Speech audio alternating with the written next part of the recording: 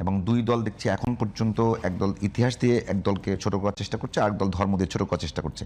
এই দুইটা নিয়ে বলবেন, সাথে যদি আপনি বলেন যে যদি আপনার কথা অনুযায়ী সব ঠিক থাকে, যদি না জয়যুক্ত হয়, সেটা ইম্প্যাক্টটা কি পড়তে পারে? কোনো ইম্প্যাক্ট পাবে না। অনেকে না জয়যুক্ত হলে এক নতুন গভর্নমেন্ট আসবে, সেই গভর্নমেন্ট দেশ চালাবে একই ধারায় চলবে, এবং সে তাদের মতো করে চালাবে, নতুন একটা দল আসবে, তারা এসে সংসদ গঠন করবে, সংসদ নেতা হবেন একজন। তত্ত্বাবধায়ক সরকার ব্যবস্থা কি হবে? কি তত্ত্বাবধায়ক সরকার ব্যবস্থা? তত্ত্বাবধায়ক সরকার একটিভাবে তো আছে, এটা একটিভাবে মধ্যে আছে না, তত্ত্বাবধায়ক সরকার ব্যবস্থা আছে তো। যদি বিএনপি আসে, বিএনপি তত্ত্বাবধায়ক সরকার ব্যবস্থা কায়েম করবে। জামাত আসে, জামাত তত্ত্বাবধায়ক সরকার ব্যবস্থা। আপনার কাছে কি মনে হয় বাংলাদেশের রাজনৈতিক দলগুলোর মধ্যে সবচেয়ে বড় সংকট শান্তিপূর্ণ ক্ষমতা হস্তান্তর? সেই জায়গাটা থেকে আসছে সবাই। আমি একটা কথা বলি, জুলাই সনদ আছে না, এই জুলাই সনদে যা যা কথা আছে এগুলি কি আর কোথাও নাই? এটা কি জুলাই সনদে আপনাকে কায়েম করতে হবে? জুলাই সনদে সবকিছু কি ভালো? অনেক কিছু দিয়ে আমার আপত্তি আছে, আবার অনেক কিছু ভালো। একটা আইনি বাধ্যবাধকতা দেওয়া উচিত না ভাই? জুলাই সনদের কোনো আইনি ভিত্তি নাই, জুলাই সনদের কোনো আইনি ভিত্তি নাই। জুলাই সনদে পাস করে তবুও কোনো আইনি ভিত্তি তৈরি হবে না। আইনি ভিত্তি হবে তখন, ভোটটাই তো আইনি ভিত্তি নাই। আইনি ভিত্তি হবে তখন যখন এটা পরবর্তী সংসদ এটাকে অনুমোদন করবে। পরবর্তী সংসদ অনুমোদনের আগ পর্যন্ত এগুলি কোনো আইনি ভিত্তি নাই। বলে দিলাম না, এই যে এখন এইটা করতেছে, ওইটা করতে, এই যে মনে করেন আপনার আওয়ামী লীগকে স্থগিত করছে, আওয়ামী লীগের কার্যক্রম স্থগিত করছে না, এগুলো কোনো আইনি ভিত্তি আছে নাকি?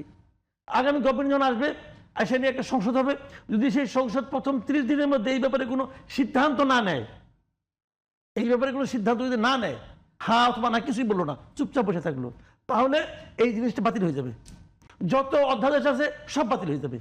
এখন তো ইচ্ছা করলে মুহূর্তের মধ্যে অধ্যাদেশ নিয়ে আসে, এটা করো সেটা করো, অধ্যাদেশ নিয়ে আসে। এই অধ্যাদেশগুলো নিয়ম কি? অধ্যাদেশগুলো নিয়ম হলো পরবর্তী সংসদ বসার পর সেই সংসদের প্রথম 30 দিনের মধ্যে এগুলির ব্যাপারে একটা সিদ্ধান্ত হতে হবে। যেগুলি পাস করবে, জুলাই অভ্যুত্থানকারীদের দায় মুক্তি দিয়ে যে অধ্যাদেশ দেওয়া হলো, সেটা একই অবস্থা হবে, সেটা বাতিল। নতুন সংসদ যদি এটাকে গ্রহণ না করে, বাতিল। সিম্পল ভাই, এগুলি নিয়ে এত গবেষণা কিছু না, এটা তো রকেট সায়েন্স না। এগুলো আমরা বহু দেখছি, যে অধ্যাদেশকে তারা অনুমোদন না করবে সব বাতিল, যেগুলি তারা বাতিল করে দেবে বাতিল, এবং যেগুলি নিয়ে যদি 30 দিনের মধ্যে আলোচনা না হয় তাও বাতিল। তাহলে কি তাহলে এইটাই মানে বেল আছে নাকি রে ভাই? এইটাই বলি, তাহলে এইটাই কেউ যে জুলাই, আমি বলি দায় মুক্তি কি আগামী নির্বাচনের প্রধান ইস্যু হবে? না, কোনো ইস্যু না। ওগুলি যারা দিয়েছে তাদের মনের শান্তি। তাহলে আমি আপনাকে যেটা বলছি যে একেবারে যদি আপনি বলেন যে জুলাই অভ্যুত্থানে যারা অভ্যুত্থানকারী ছিলেন তাদের সিকিউরিটি নিশ্চিত করার জন্য সবাই ঐক্যমত্য জুলাই অভ্যুত্থানটা কে করছে বলেন তো আপনি আমাকে? ছাত্র জনগণ করছে। সামনে কিছু মুখ ছিল যাদেরকে আসামি করা যায়, সামনে যারা আসামি করা যায়, আসামি করলে সবাই করতে হবে। তাদের অন্যান্য কর্মকাণ্ডের জন্য করবেন, তাদের অনেক কর্মকাণ্ড আছে, ওইগুলোর জন্য করবেন। আপনি তো সুনির্দিষ্টভাবে করবেন। শেখ হাসিনাকে ক্ষমতা থেকে নামাইছে, এই অপরাধে কারো ফাঁসি হবে না। এই অপরাধে ফাঁসি হবে কেন? জনগণ মিলে করছে। পুলিশ হত্যার জন্য ওটা হতেই পারে। পুলিশ হত্যার বিচার হওয়া দরকার ছিল। বিচার হওয়া মানেই কিন্তু সবাই ফাঁসি হয়ে যাওয়া না।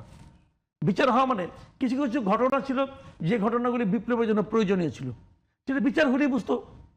বিচার হলে দুই পক্ষ যাইতো, আলোচনা করতো, বিচারক রায় দিত যে না, এটা আমাদের আন্দোলনের জন্য প্রয়োজনীয় ছিল, অতএব মামলা খারিজ।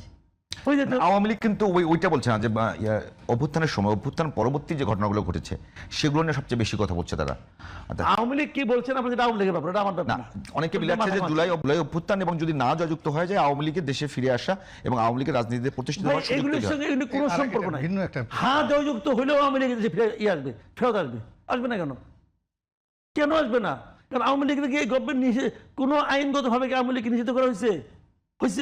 একটা নির্বাহী আদেশে স্থগিত করা হয়েছে রাজনৈতিক কার্যক্রম।